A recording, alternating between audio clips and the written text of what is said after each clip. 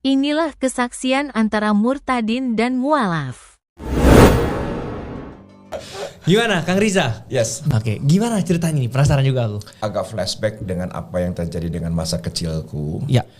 Dari usia 12 aku sudah drugs users. Dapat dari mana tuh umur 12 tahun? Pada zaman itu di Bandung, pada zaman itu di Hegar Manah, pada zaman itu di Geger Kalong, zaman itu di. Oke. Jadi Islamnya pun sebetulnya ya bukan sekuler lah, tapi Islam progresif lah. Progresif. Iya kan sekarang ada Kristen progresif. Iya benar-benar.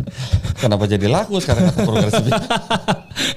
Iya. Jadi bukan Islam yang mengenal, yang menghidupi, tetapi ya seperti itulah dengan pergaulan anak muda yang sejauh itu, yang akhirnya hijrah ke Jakarta. Tahun?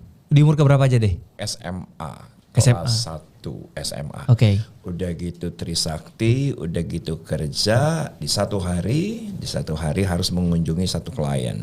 Dan ternyata ketika ketemu dengan sekretaris atau yang menerima kami, ternyata itu adalah Elsa.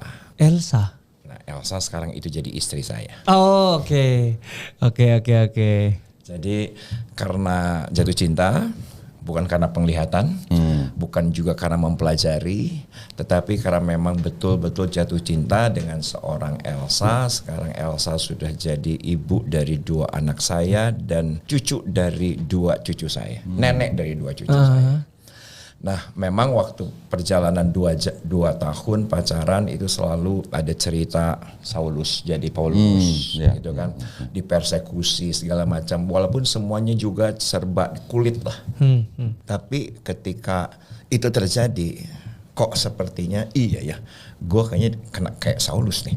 Gue juga dipersekusi nih banyak orang nih. Gue juga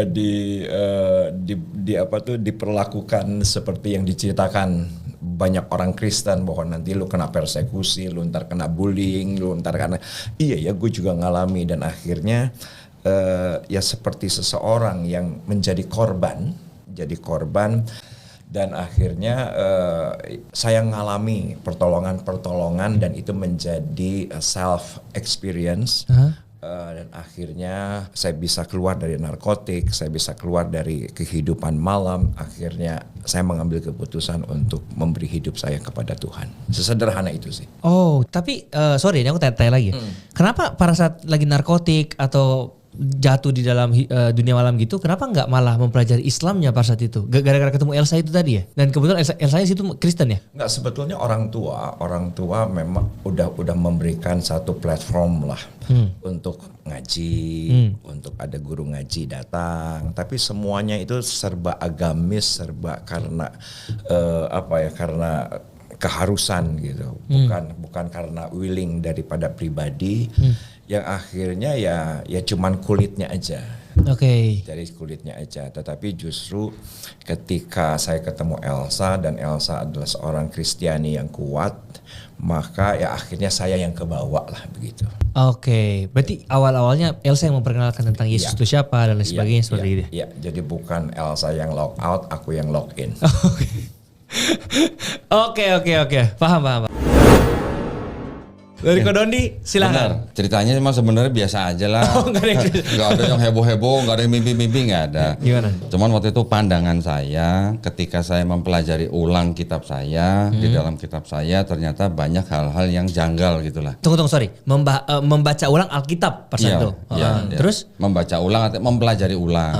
Buat saya pribadi waktu itu saya memandang kitab saya waktu itu sudah tidak bisa dibilang atau disebut sebagai kitab suci gitu. Oke. Itu yang membuat saya akhirnya setelah ini saya baru cari yang lain. Nah, karena kita semua warga negara dilindungi haknya, kan kita boleh milih yang mana aja. Betul. Tetapi karena kita dari kecil sudah Kristen tidak jauh dari Islam. Kenapa? Kecil, ya Pak Pendeta ya. Saya dulu kecil mikirnya cuma gini. Karena saya juga tumbuh besar di lingkungan yang orang-orang Islam. Saya cuma mikirnya Islam sama Kristen itu hanya seperti 2 orang anak, lain ibu, satu bapak gitu. Oke. Ya, karena kalau kita baca perjanjian lama kan, ada Abraham, ada Ismail, ada Ishak, ya kan? Ibunya yang Ismail dari Hagar, yang Ishak dari Sarah. Dari sini Saya waktu kecil cuman mandangnya orang-orang Islam itu yang dari Ismail, orang Kristen itu yang dari Ishak. Tapi bapaknya satu, Abraham. Ya. Dulu saya berpikir begitu gitu.